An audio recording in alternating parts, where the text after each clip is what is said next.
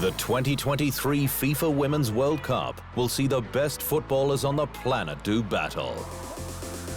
Alexandra Popp is familiar with all the highs and lows of a football career. While Denmark are back on the big stage after a curious 16-year absence. Immerse yourself in the biggest sporting event of the year with the Contenders.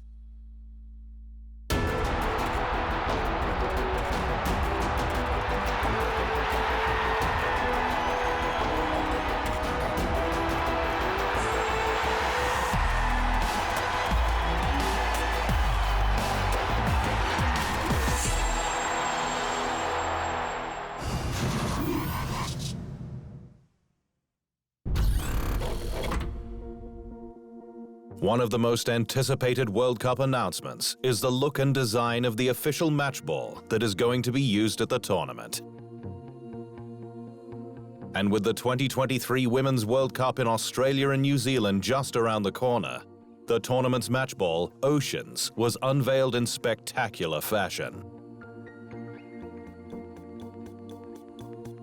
Carried by an Adidas helicopter, a 4-meter replica of the Oceans World Cup ball soared above Sydney, completing a round tour of Sydney Harbour before landing on a quarter-sized football pitch at Marks Park, overlooking the iconic Bondi Beach. Matilda's attacker Courtney Vine and New Zealand international Claudia Bunge were there to represent the host nations, while some Aussie and Kiwi sporting royalty also graced the unveiling. It's the 9th consecutive football Adidas has produced for the Women's World Cup, designed to cope with the demands and speed of the modern game. Ocean's design is inspired by the unique natural landscapes of the two host nations, with visuals nodding to the mountains of New Zealand and Australia's connection with the Indian Ocean. The shades of blue and green reflect the unique Australasian landscape to celebrate the cultures of the host countries. The patterns on the ball were designed by Aboriginal and Maori artists, paying homage to the First Nations people of both nations. Adidas have created a new match ball for every men's and women's World Cup since 1970, coming up with all sorts of enhancements to take its technological features to a whole new level. For the first time ever, we have an NFC chip in a ball, which can perfectly interact with the consumer. So if you tap your phone on the ball, you will unlock a consumer experience with it. And this is something we thought makes it very unique and iconic in comparison to older balls. And for the 2023 Women's World Cup, Oceans contains the same connected ball technology used at the 2022 Men's World Cup in Qatar.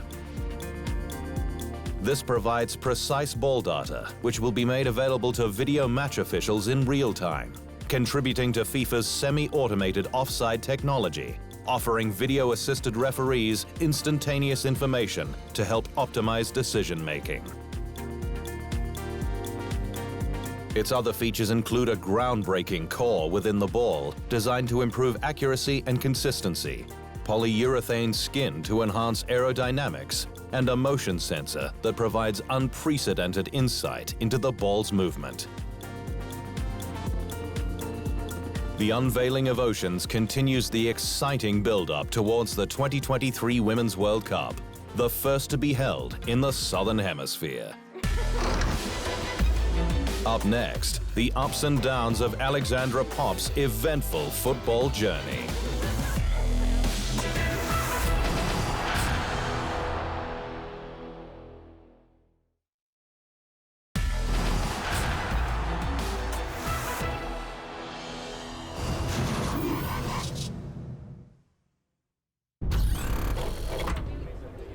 Germany captain Alexandra Popp called on all her resilience to play at her first European Championship in 2022. Popp injured her knee in April 2021 and sustained a setback 9 months into her rehabilitation, placing her in doubt for the tournament. Overcoming many hurdles on her road back to full fitness, the striker made a complete recovery in time to lead Germany at Euro 2022. And after missing the 2013 and 2017 tournaments through injury, she was determined to make an impact. Popp scored her first Euros goal in Germany's opening group stage win over Denmark, sparking emotional scenes as she dropped to her knees in celebration surrounded by teammates. It was a really special moment because I had the feeling that many people had already written me off, Popp said.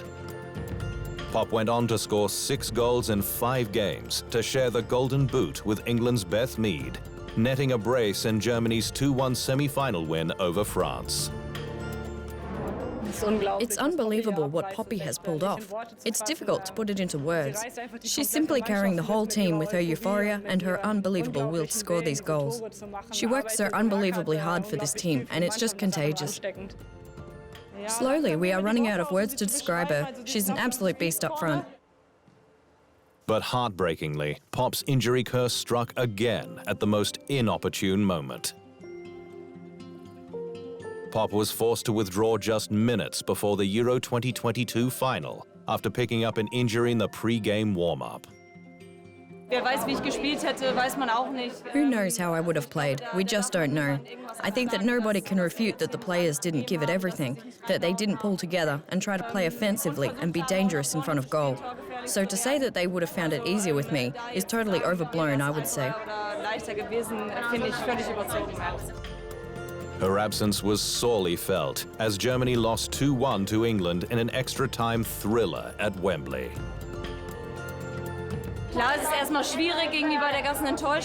It's difficult when you're dealing with the immediate disappointment now. But despite all of that, I think we can be very proud of the tournament we have played. I think we have shown what a really good team we are and the quality that we have.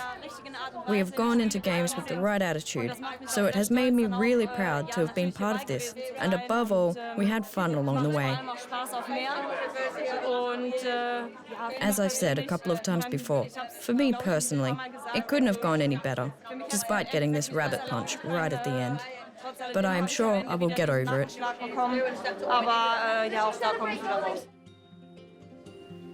For Germany, it was a colossal blow to lose Popp for the final, but it was ultimately a decision that had to be made.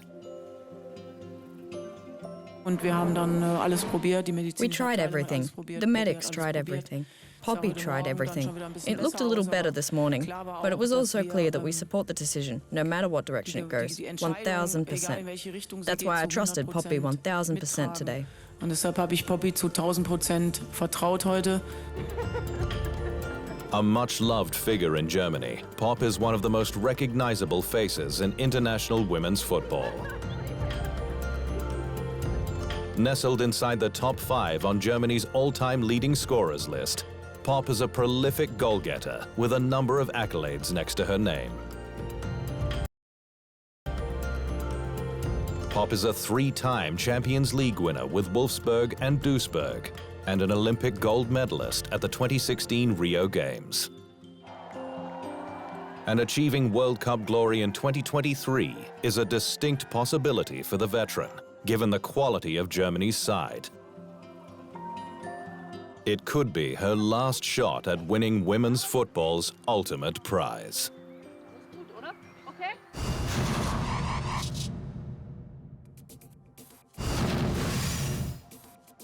The 2015 Women's World Cup was a tournament of many firsts. It was the first World Cup to be staged in Canada, and it was the first time goal line technology was introduced for the women's global showpiece. It was also the first World Cup for either men or women to be played on artificial turf, a decision that caused uproar leading into the tournament. Well, it's a shame that we're playing on turf because it's our biggest tournament. You know, it's the one tournament we get to play every 4 years. That's just soccer. It's just women's soccer. It's just us. And obviously, people who don't know much about, field turf as opposed to natural grass, it's just different. The ball plays differently. Grass, is a little bit more forgiving on your body. So for a 7-game-long tournament, you really want to try to take care of the players and make sure that the players that start the tournament are able to finish it because they're not pounding so much on their body. And unfortunately, that's what the turf does. It led to a group of leading players filing a lawsuit against FIFA and the Canadian Soccer Association, claiming sexual discrimination.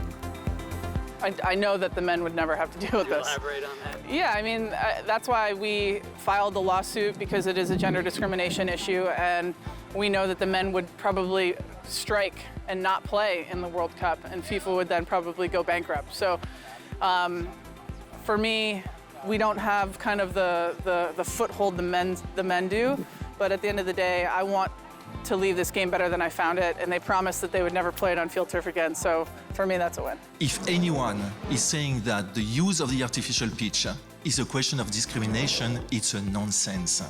It's completely crazy to say that. It has nothing to do with discrimination. The players ultimately withdrew their lawsuit as focus shifted to on-the-pitch matters. The first 2014 tournament was dominated by the United States, who became the first nation to win the Women's World Cup on 3 occasions. The US thrashed defending champions Japan 5-2 in the final, scoring 4 goals inside the opening 16 minutes, with Carly Lloyd netting the fastest hat-trick in Women's World Cup history. It was sweet revenge for the US, who lost to Japan in the 2011 World Cup final on penalties. I'm honored to be American, I'm honored to be on this team, and I'm honored to play for you guys and for this country. Lloyd was undoubtedly the star of the 2015 World Cup, receiving the Golden Ball as the player of the tournament and earned the Silver Boot for her 6 goals during the campaign. Oh, it was unbelievable. I had to pinch myself after the game because I think a lot of us had to. It just didn't feel real. And to celebrate the World Cup victory, the US squad were given a ticker tape parade through the streets of New York. We won the World Cup, baby!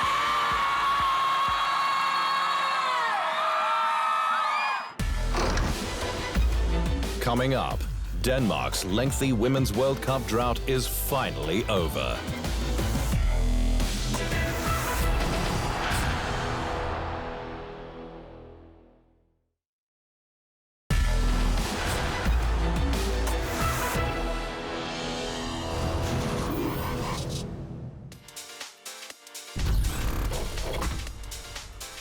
It's been 16 years since Denmark last competed at a Women's World Cup. A curious absence given their history at major tournaments. Quarter-finalists at the first 2 Women's World Cups and runners-up at the 2017 Euros, Denmark have never been outside the top 20 world-ranked nations.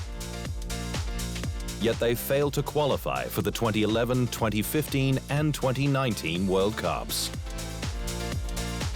It's good for women's football that the competition gets harder and harder. And even our 2 teams, the Dutch and ourselves, we are gonna face a big challenge to go through for the next tournament, for the World Cup. Maybe we won't even qualify. That's how tough the competition is now. And that makes the whole game of women's football more interesting. But the Danes are finally back on the game's biggest stage after breezing through World Cup qualifying.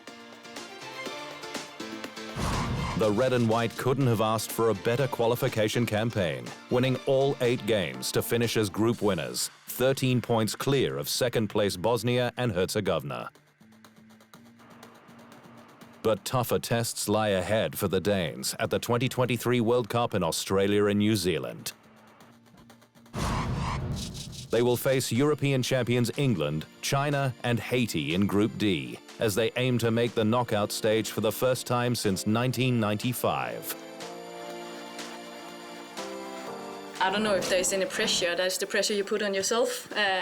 But I think, yeah, we look forward to the game. We have looked forward to playing a tournament for a long time. So, to be honest, it's only excitement and, yeah, that we just look forward to it.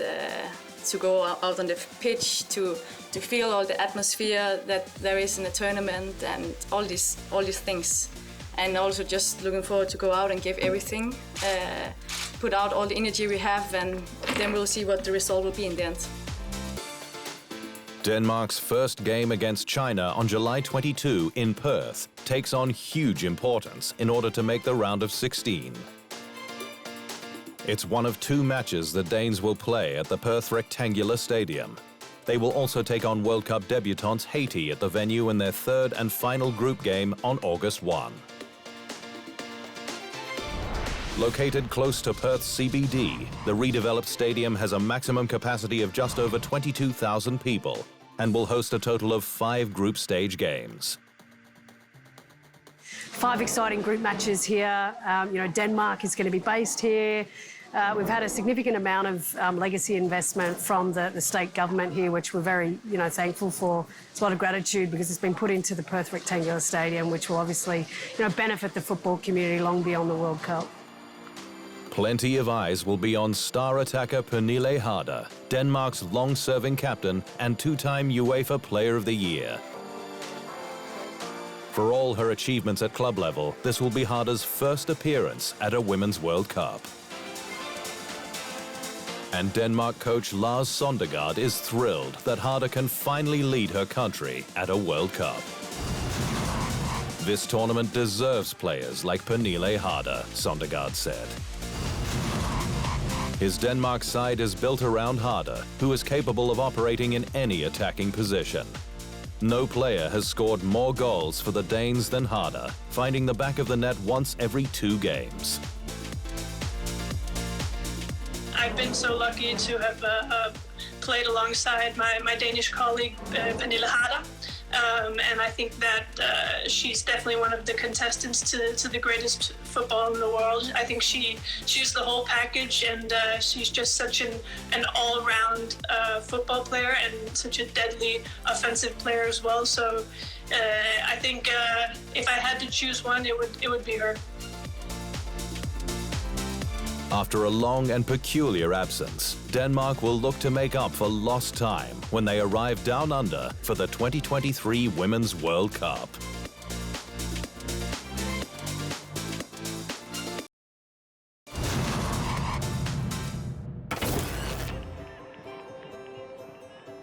The South American teams and the European teams have started to bring a brand of football that showcases their football skills and their passing nature a lot more than what it used to be. The USA won a lot of their tournaments based on their physicality and their athleticism, and I really feel like so many teams are just bringing their footballing prowess to the fore now. That possession-style game is going to be more shown at this tournament. I really hope those teams do well in this tournament. I'd hate to see the likes of, the long ball and the speed of a player, gets the better of defences. When I think of Spain, of old, they would try and keep possession, but they really didn't have that mobility in the players. Now there is so much more resources put into their landscape that all these girls have come out with not only the football at their feet, but the technology to help them increase their pace, power, and running capabilities.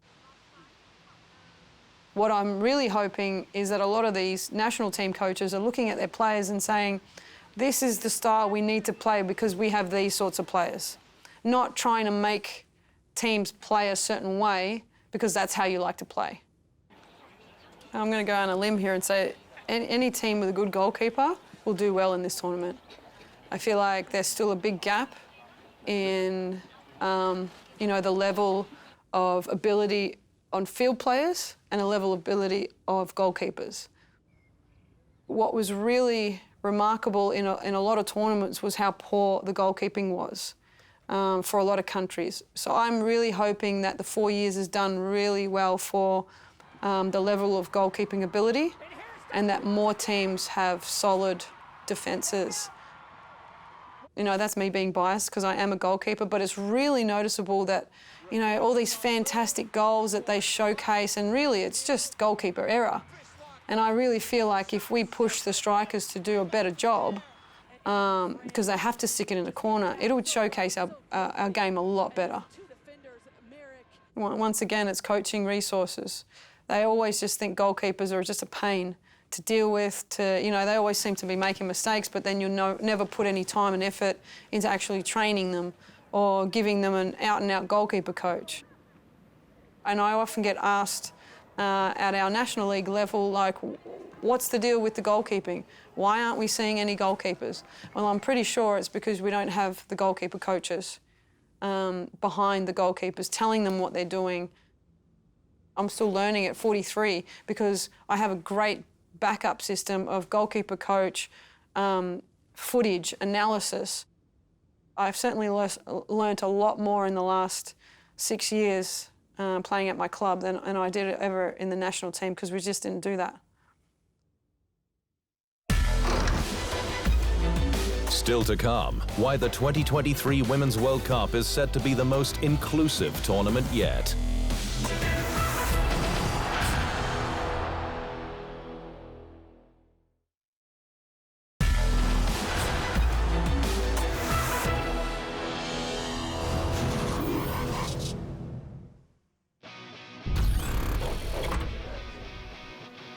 The 2023 Women's World Cup will be the most inclusive edition of the tournament to date. In a football first in Australia and New Zealand, blind and partially sighted football fans will have the chance to listen to a detailed description of the on-field action at the 2023 World Cup. To be able to describe the football game that we see to those that can't see as well is something I really thought was a fantastic thing for FIFA to bring into the tournament, and so that it takes the game to everyone. As an athlete myself, I've been very fortunate to be an athlete at 4 Paralympic Games, so I've really seen what inclusive design can do, what an accessible tournament can do. Known as audio descriptive commentary, the dedicated accessible service has been used at recent World Cups, including the 2022 men's tournament in Qatar. Within the stadiums here, we've introduced some terrific features such as audio descriptive commentary. So every fan that comes here that cannot see the match will have a specialist commentary. So they will be sharing the same highs and lows and excitement that all the other fans will do at the same time. In March and April, aspiring ADC commentators took part in 2-day training programs in Brisbane, Melbourne, Sydney and Auckland. The training focused on additional narration that describes all significant visual information during a match, such as body language, facial expression, scenery, action, clothing, and colours. It's fantastic that we've now got not only the Men's World Cup, but now the Women's World Cup, really showcasing access. And that's what this is at the end of the day. This is an access tool that allows somebody who perhaps thinks this event is out of bounds to me. It's not out of bounds anymore. To access ADC, fans arriving at the game will simply need to download the FIFA Interpreting app. Blind and partially sighted supporters will be able to experience the 2023 Women's World Cup like never before.